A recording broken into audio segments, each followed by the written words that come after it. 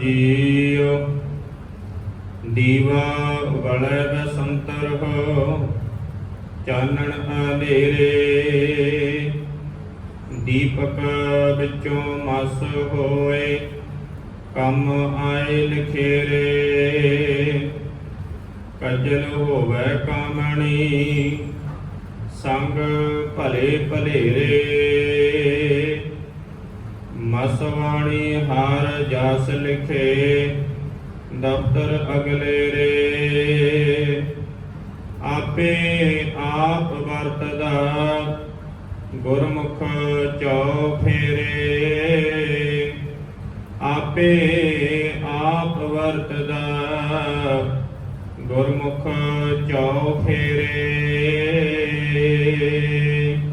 ਵਾਹਿਗੁਰੂ ਜੀ ਕਾ ਖਾਲਸਾ ਵਾਹਿਗੁਰੂ ਜੀ ਕੀ ਫਤਿਹ। ਜੁਗੋ ਜੁਗ ਅਟਲ ਚਾਵਰ ਸ਼ਤਰ ਤਖਤ ਦੇ ਮਾਲਕ ਹਜ਼ੂਰ ਪਾਤਸ਼ਾਹ ਧੰਨ ਧੰਨ ਸਾਹਿਬ ਸ੍ਰੀ ਗੁਰੂ ਗ੍ਰੰਥ ਸਾਹਿਬ ਮਹਾਰਾਜ ਜੀ ਦੀ ਪਾਵਨ ਹਰ ਮੁਬਾਰਕ ਹਜ਼ੂਰੀ ਦੇ ਅੰਦਰ ਰੋਜ਼ਾਨਾ ਦੀ ਤਰ੍ਹਾਂ ਸੰਧਿਆ ਵੇਲੇ ਦੇ ਦੀਵਾਨਾਂ ਦੀ ਹਾਜ਼ਰੀ ਭਰ ਰਹੇ ਗੁਰੂ ਪਿਆਰ ਵਾਲੇ ਸਤਸੰਗੀ ਜਨੋ, ਸਤਿਗੁਰਾਂ ਦੀ ਅਪਾਰ ਮਿਹਰਮਤ ਦਾ ਸਦਕਾ ਪਾਵਨ ਗੋਦ ਦੇ ਅੰਦਰ ਜੁੜ ਕਰਕੇ ਗੁਰੂ ਪਿਆਰ ਵਾਲਿਆਂ ਪਾਸੋਂ ਸਾਹਿਬਾਂ ਦੀ ਅੰਮ੍ਰਿਤਮਈ ਬਾਣੀ ਦੇ ਕੀਰਤਨ ਦੇ ਨਾਲ ਸਾਂਝ ਬਣਾ ਰਹੇ ਸਾਂ। ਉਪਰੰਤ ਗੁਰੂ ਬਖਸ਼ਿਸ਼ ਦਾ ਸਦਕਾ ਭਾਈ ਗੁਰਦਾਸ ਜੀ ਦੀਆਂ ਵਾਰਾਂ ਦੀ ਚੱਲ ਰਹੀ ਲੜੀਵਾਰ ਵਿਚਾਰ ਦੇ ਨਾਲ ਜੁੜਨ ਦਾ ਸੁਭਾਗ ਸਮਾਂ ਪ੍ਰਾਪਤ ਹੋਇਆ ਹੈ। ਇਸ ਲੜੀ ਦੇ ਤਹਿਤ ਪਿਛਲੇਰੇ ਦੀਵਾਨਾਂ ਦੇ ਅੰਦਰ ਦੂਜੀ ਵਾਰ ਦੀਆਂ 7 ਪੌੜੀਆਂ ਦੀ ਵਿਚਾਰ ਆਪ ਸੰਗਤਾਂ ਦੇ ਨਾਲ ਸਾਂਝੀ ਕੀਤੀ। ਅਗਲੇ ਦੀ 8 ਨੰਬਰ ਪੌੜੀ ਜਿਸ ਦਾ ਪਾਠ ਆਪਣੀਆਂ ਨੇ ਸਤਿਕਾਰਯੋਗ ਭਾਈ ਸਾਹਿਬਾਂ ਪਾਸੋਂ ਸ਼ਰਵਣ ਕੀਤਾ ਹੈ,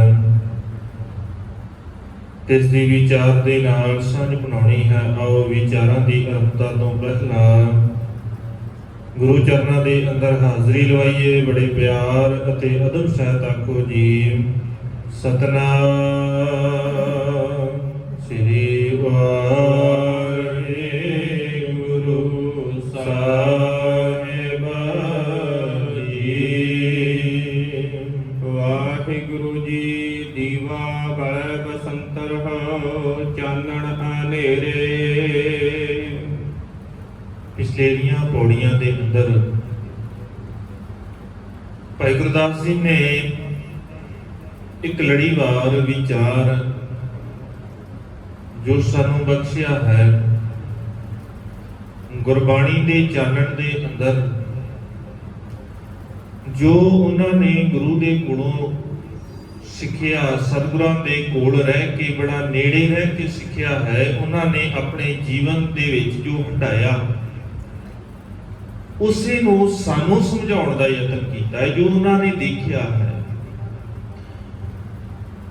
ਕਿਉਂਕਿ ਭਾਈ ਗੁਰਦਾਸ ਜੀ ਦਾ ਜੀਵਨ ਵੀ ਜਦੋਂ ਸੰਗਤ ਦੀ ਗੱਲ ਆਉਂਦੀ ਹੈ, ਭਾਈ ਗੁਰਦਾਸ ਜੀ ਦਾ ਜੀਵਨ ਸੰਗਤ ਦੇ ਵਿੱਚ ਰਹਿਣ ਕਰਕੇ ਪਵਿੱਤਰ ਹੋਇਆ ਹੈ। ਔਰ ਸੰਗਤ ਕਿਹਦੀ ਹੈ? ਗੁਰੂ ਦੀ ਸੰਗਤ ਮਾਣੀ ਹੈ। ਸਤਿਗੁਰਾਂ ਦੀ ਸੰਗਤ ਦੇ ਵਿੱਚ ਰਹਿਣ ਕਰਕੇ ਉਹਨਾਂ ਨੇ ਆਪਣੇ ਜੀਵਨ ਨੂੰ ਇੰਨਾ ਕੁ ਸਵਾਰ ਲਿਆ। ਰਿਸ਼ਤੇ ਦੇ ਵਿੱਚ ਭਾਵੇਂ ਤਾਂ ਗੁਰੂ ਅਰਜਨ ਸਾਹਿਬ ਮਹਾਰਾਜ ਸੱਚੇ ਪਾਤਸ਼ਾਹ ਦੇ ਮਾਮਾ ਜੀ ਲੱਗਦੇ ਨੇ, ਪਰ ਖਿਆਲਾਂ ਦੇ ਵਿੱਚ ਕਦੇ ਇਸ ਗੱਲ ਨੂੰ ਆਉਣ ਨਹੀਂ ਦਿੱਤਾ ਵੀ ਮੈਂ ਰਿਸ਼ਤੇ 'ਚ ਵੱਡਾ, ਮੈਂ ਉਮਰ ਦੇ ਵਿੱਚ ਵੱਡਾ। ਕਿ ਸੰਗਤ ਜਦੋਂ ਅਸੀਂ ਕਰਦੇ ਹਾਂ ਫਿਰ ਸਾਡੇ ਅੰਦਰ ਉਮਰਾਂ ਦੇ ਤਕਾਜ਼ੇ ਖਤਮ ਹੋ ਜਾਂਦੇ।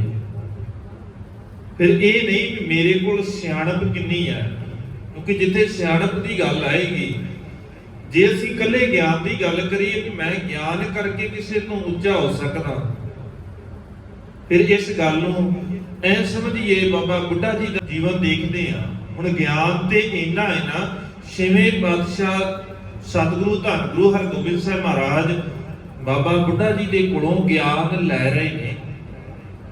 ਐ ਸਮਝੀਏ ਕਿ ਸੰਸਾਰ ਦੀ ਨਜ਼ਰ ਦੇ ਨਾਲ, ਅਸੀਂ ਆਪਣੀ ਨਜ਼ਰ ਦੇ ਨਾਲ ਦੇਖਾਂਗੇ ਤੇ ਬਾਬਾ ਬੁੱਢਾ ਜੀ ਸਾਰੀਆਂ ਵਿਦਿਆਵਾਂ ਸਿਖਾ ਰਹੇ ਨੇ ਧੰਨ ਗੁਰੂ ਹਰਗੋਬਿੰਦ ਸਾਹਿਬ ਮਹਾਰਾਜ ਸੱਚੇ ਪਾਤਸ਼ਾਹ ਨੂੰ।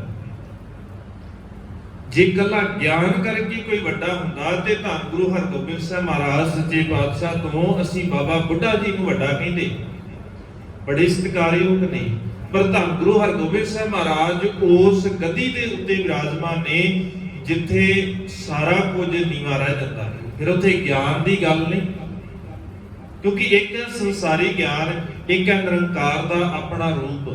ਧੰਨ ਗੁਰੂ ਹਰਗੋਬਿੰਦ ਸਾਹਿਬ ਮਹਾਰਾਜ ਨਿਰੰਕਾਰ ਦਾ ਆਪਣਾ ਰੂਪ ਹੈ ਤੇ ਜਿਹੜਾ ਗਿਆਨ ਬਾਬਾ ਬੁੱਢਾ ਜੀ ਦੇ ਰਹੇ ਨੇ ਉਹ ਵੀ ਉਹਨਾਂ ਨੇ ਆਪਣੇ ਕੋਲੋਂ ਨਹੀਂ ਦਿੱਤਾ, ਉਹ ਨਿਰੰਕਾਰ ਦੇ ਰੂਪ ਦੇ ਕੋਲੋਂ ਸਿੱਖ ਕਰਕੇ ਉਹ ਗਾਂ ਵੰਡ ਰਹੇ ਨੇ, ਸਿਖਾ ਰਹੇ ਨੇ। ਸੰਸਾਰ ਦੀ ਨਜ਼ਰ ਦੇ ਵਿੱਚ ਹੈ ਵੀ ਧੰਨ ਗੁਰੂ ਹਰਗੋਬਿੰਦ ਸਾਹਿਬ ਮਹਾਰਾਜ ਸਿੱਖਿਆ ਲੈ ਰਹੇ ਨੇ, ਸੰਸਾਰ ਦੀ ਨਜ਼ਰ ਦੇ ਵਿੱਚ ਹੈ।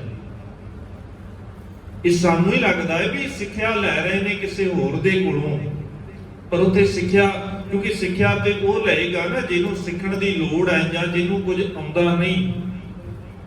ਤੇ ਜੋ ਬਾਣੀ ਪੜ੍ਹਦੇ ਆ ਫਿਰ ਇਹ ਗੱਲ ਸਹਿਜੇ ਸਮਝ ਆ ਜਾਂਦੀ ਹੈ। ਜੋਤ ਓਹਾ ਜੁਗਤ ਸਾਏ ਸਹਿਕਾਇਆ ਫਿਰ ਪਲਟੀਆ। ਫਿਰ ਤੇ ਗੱਲ ਉਹੀ ਹੈ ਨਾ, ਉਹੀ ਜੋਤ ਧੰਨ ਗੁਰੂ ਅਰਜਨ ਸਾਹਿਬ ਮਹਾਰਾਜ ਦੇ ਅੰਦਰ ਹੈ ਤੇ ਉਹੀ ਜੋਤ ਧੰਨ ਗੁਰੂ ਹਰਗੋਬਿੰਦ ਸਾਹਿਬ ਮਹਾਰਾਜ ਸੱਚੇ ਪਾਤਸ਼ਾਹ ਦੇ ਅੰਦਰ। ਬਾਰੀ ਗਿਆਨ ਦੀ ਲੋੜ ਨਹੀਂ ਹੈ, ਪਰ ਸਾਨੂੰ ਵੀ ਤੇ ਕੁਝ ਸਿਖਾਉਣਾ ਹੈ ਨਾ ਸਤਿਗੁਰੂ ਨੇ ਆਪਣੇ ਪ੍ਰੈਕਟੀਕਲ ਜੀਵਨ ਦੇ ਵਿੱਚੋਂ। ਤੇ ਸਤਿਗੁਰੂ ਨੇ ਸਾਨੂੰ ਸਿਖਾਇਆ ਵੀ ਮਸਲਾ ਨਹੀਂ ਹੈ ਤੁਹਾਡੇ ਕੋਲ ਕਿੰਨੀ ਤਾਕਤ ਹੈ, ਤੁਸੀਂ ਕਿਸ ਗੱਦੀ ਦੇ ਉੱਤੇ ਬੈਠੇ ਹੋ। ਜੇ ਤੁਹਾਡੇ ਕੋਲ ਕੋਈ ਹੈ ਜਿਹਦੇ ਕੋਲੋਂ ਤੁਸੀਂ ਸਿੱਖ ਸਕਦੇ ਹੋ, ਨਾ ਤੇ ਫਿਰ ਉਹਦੀ ਉਮਰ ਦਾ ਕੋਈ ਤਕਾਜ਼ਾ ਹੈ, ਨਾ ਫਿਰ ਉਹਦੇ ਗਿਆਨ ਦਾ, ਫਿਰ ਜਿੱਥੋਂ ਸਿੱਖਣ ਨੂੰ ਮਿਲਦਾ ਹੈ ਭਾਈ ਸਿੱਖ ਲਓ। ਔਰ ਇਹ ਸਾਨੂੰ ਸੰਗਤ ਸਿਖਾਉਂਦੀ ਹੈ। ਭਾਈ ਗੁਰਦਾਸ ਜੀ ਨੇ ਜਦੋਂ ਗੱਲ ਕੀਤੀ, ਪਿੱਛੇ ਉਹ ਲੜੀ ਚੱਲਦੀ ਆ ਰਹੀ ਹੈ ਸੰਗਤ ਦੀ। ਭਾਵੇਂ ਉਹ ਤਾਂਬੇ ਦੀ ਉਦਾਹਰਨ ਦਿੰਦੇ ਨੇ, ਪਾਣੀ ਦੀ ਉਦਾਹਰਨ ਦਿੰਦੇ ਨੇ, ਸਵਾਦ ਦੀ ਬੂੰਦ ਦੀ ਉਦਾਹਰਨ ਦਿੰਦੇ ਨੇ। ਹੁਣ ਸ਼ੁਰੂਆਤ ਦੇ ਵਿੱਚ ਸਾਂਝ ਪਾਈ ਸੀ ਸਵਾਦ ਦੀ ਬੂੰਦ ਦੀ, ਉਹੀ ਸਵਾਦ ਦੀ ਬੂੰਦ ਹੈ। ਜਦੋਂ ਉਹ ਸਿੱਪੀ ਦੇ ਅੰਦਰ ਜਾਂਦੀ ਹੈ ਫਿਰ ਉਹ ਮੋਤੀ ਬਣ ਜਾਂਦੀ ਹੈ।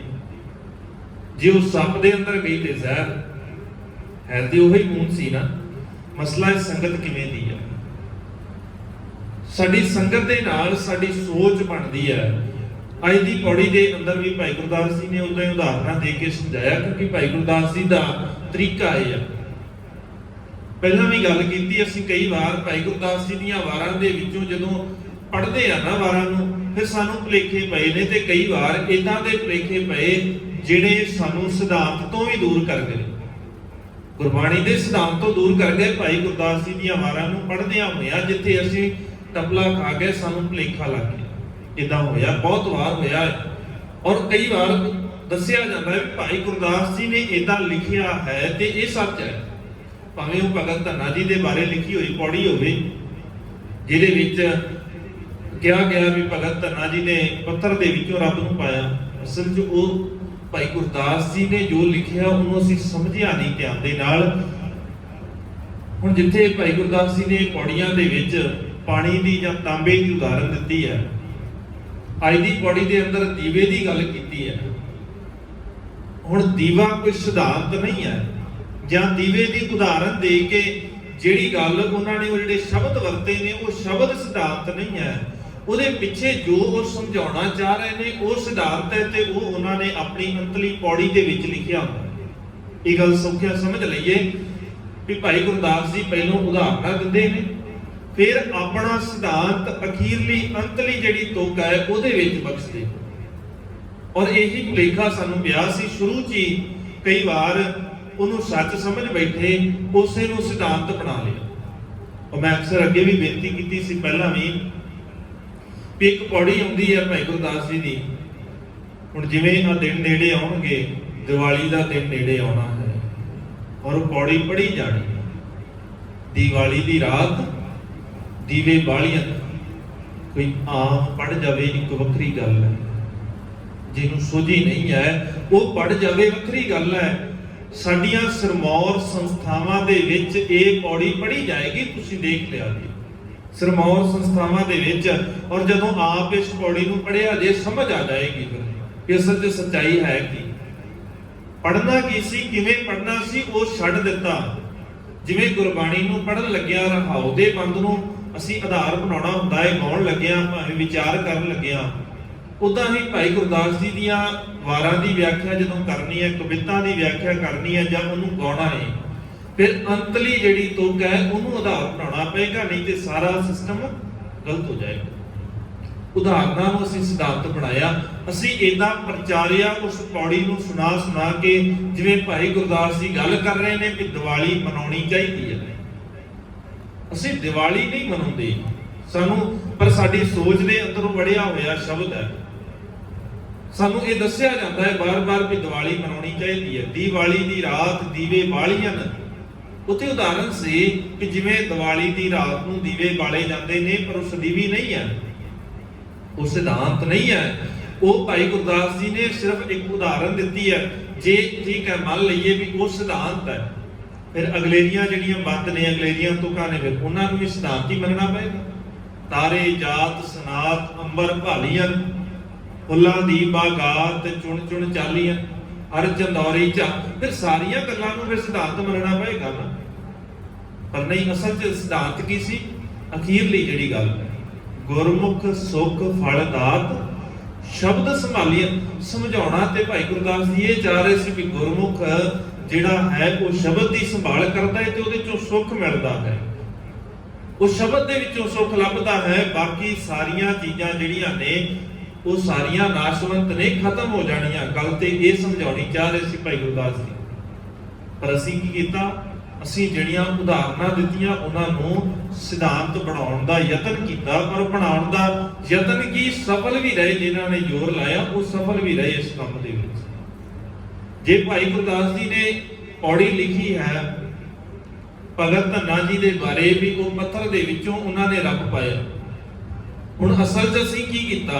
ਸਿਰਫ ਸ਼ਬਦੀ ਅਰਥ ਉਹਦੇ ਕਰ ਲਏ, ਧਿਆਨ ਨਹੀਂ ਦਿੱਤਾ ਵੀ ਅਸਲ 'ਚ ਸਿਧਾਂਤ ਕੀ ਹੈ।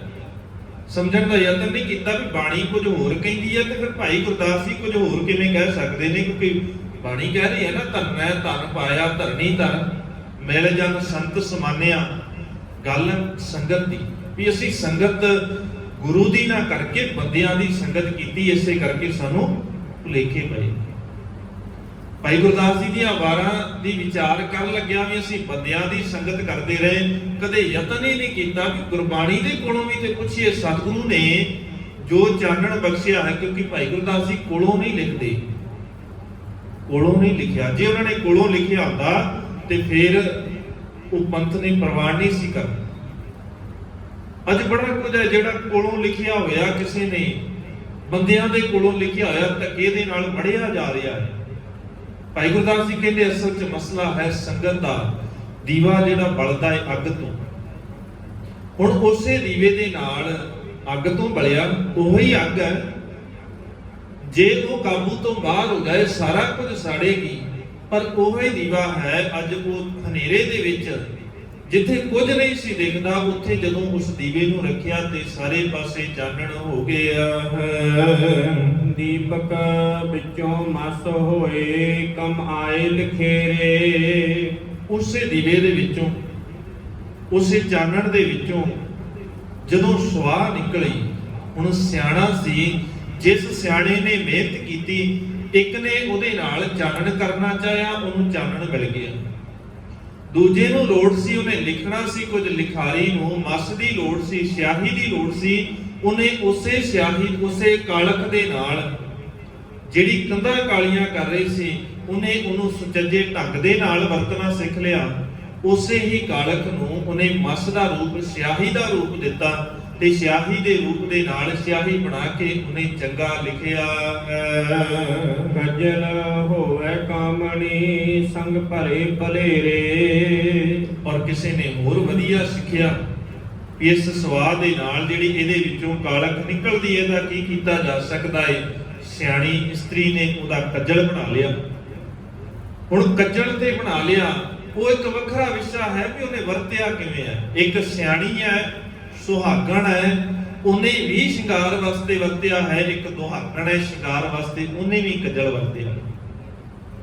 ਮਸਲਾ ਹੈ ਵੀ ਉਸ ਕੱਜਲ ਨੇ ਫਿਰ ਸੰਗਤ ਕਿਹਦੀ ਕੀਤੀ? ਪਹਿਲੋਂ ਉਸ ਦੀਵੇ ਨੇ ਸੰਗਤ ਕੀਤੀ ਸਿਆਣੇ ਦੀ, ਉਹਨੇ ਉਹਦੇ ਨਾਲ ਕੱਜਲ ਬਣਾਇਆ। ਬਾਅਦ ਵਿੱਚ ਕੱਜਲ ਦੀ ਸੰਗਤ ਹੈ ਵੀ ਉਹਨੇ ਕਿਹਦੀ ਸੰਗਤ ਕੀਤੀ ਹੈ? ਕੱਜਲ ਉਹੀ ਹੈ। ਪਰ ਇੱਕ ਦੀ ਅੱਖ ਦੇ ਵਿੱਚ ਪਿਆ ਹੋਇਆ ਸੰਸਾਰ ਨੂੰ ਚੰਗਾ ਲੱਗਦਾ ਹੈ, ਦੂਜੇ ਦੀ ਅੱਖ ਦੇ ਵਿੱਚ ਪਿਆ ਹੋਇਆ ਸੰਸਾਰ ਨੂੰ ਚੰਗਾ ਨਹੀਂ ਲੱਗਦਾ।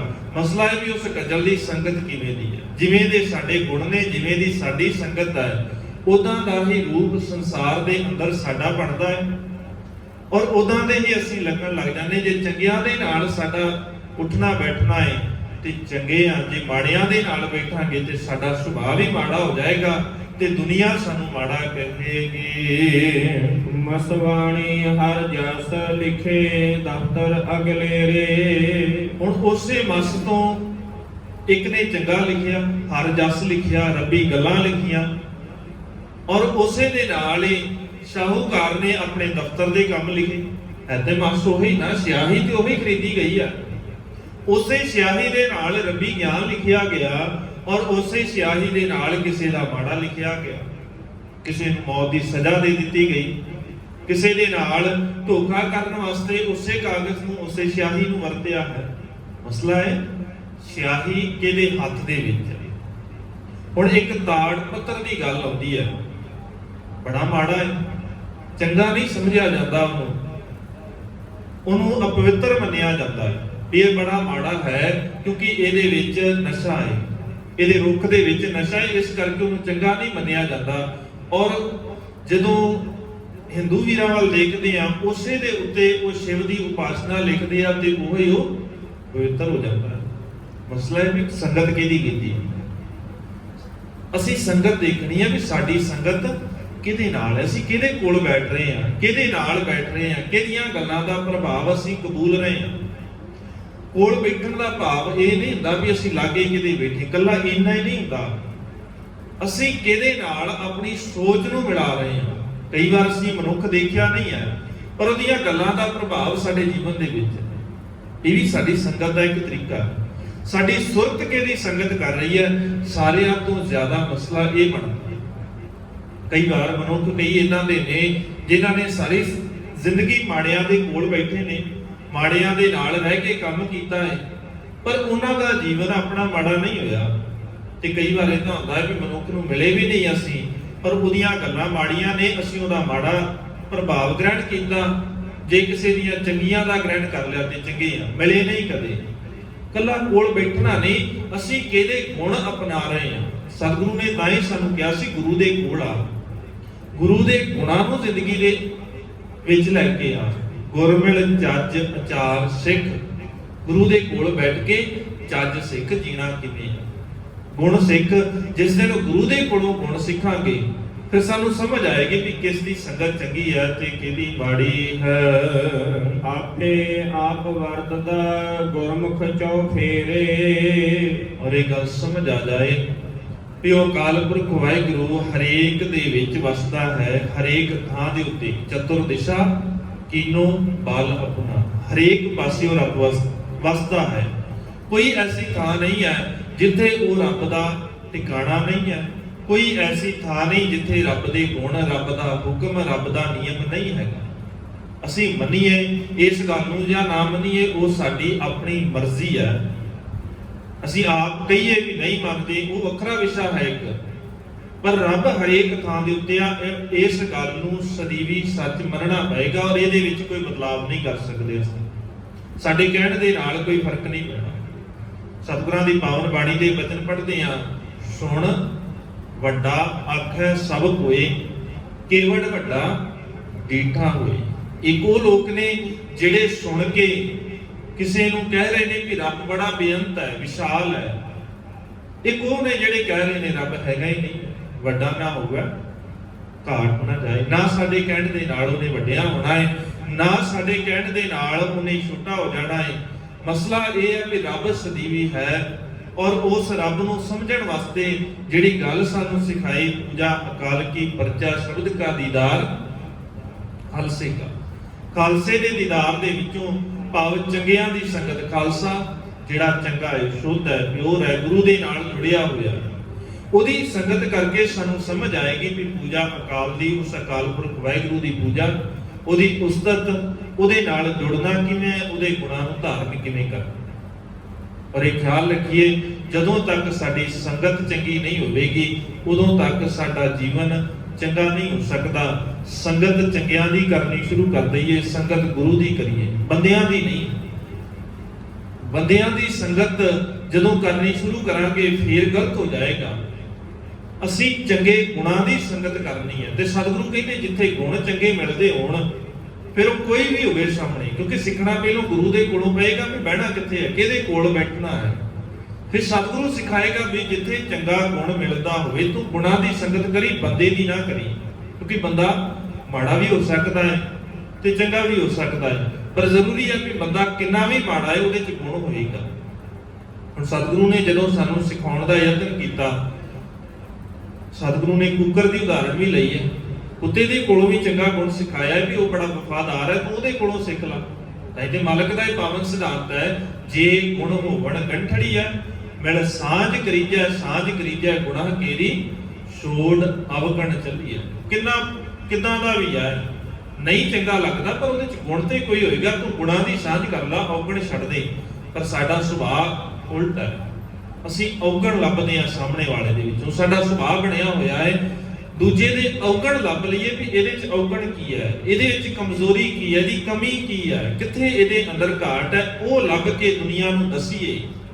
ਉਹ ਇੱਕ ਵੱਖਰਾ ਵਿਸ਼ਾ ਹੈ। ਜੇ ਉਹ ਦੁਨੀਆ ਦੇ ਵਾਸਤੇ ਮਾੜਾ ਹੈ ਤਾਂ ਦੱਸਣਾ ਚੰਗੀ ਗੱਲ ਹੈ, ਮਾੜੇ ਨੂੰ ਲੁਕਾਉਣਾ ਵੀ ਚੰਗਾ ਨਹੀਂ ਹੈ। ਮਾੜੇ ਦੀ ਗੱਲ ਕੀਤੀ ਹੈ ਬਾਣੀ ਨੇ ਵੀ ਮਾੜੇ ਦਾ, ਜੇ ਕੋਈ ਮਾੜਾ ਹੈ ਦੂਜਿਆਂ ਦਾ ਮਾੜਾ ਕਰ ਰਿਹਾ ਤੇ ਉਹਦਾ ਪਾਜ ਉਗੇੜ, ਪਰ ਉਹਦੇ ਗੁਣਾਂ ਦੇ ਕਰਕੇ ਆਪਣੇ ਆਪ ਨੂੰ ਕਹਿਣਾ ਵੀ ਨਹੀਂ ਜੀ, ਕਿਉਂਕਿ ਅਸੀਂ ਕਈ ਵਾਰ ਕਰਦੇ ਆ ਨਾ, ਕਿਤੇ ਕੋਈ ਗੱਲ ਕਰ ਦਈਏ ਵੀ ਖੰਡੇ ਬਾਟੇ ਦੀ ਪਾਹ ਲੈ ਲਓ, ਜ਼ਰੂਰੀ ਹੈ ਗੁਰੂ ਦੇ ਨਾਲ ਜੁੜਨਾ ਹੈ।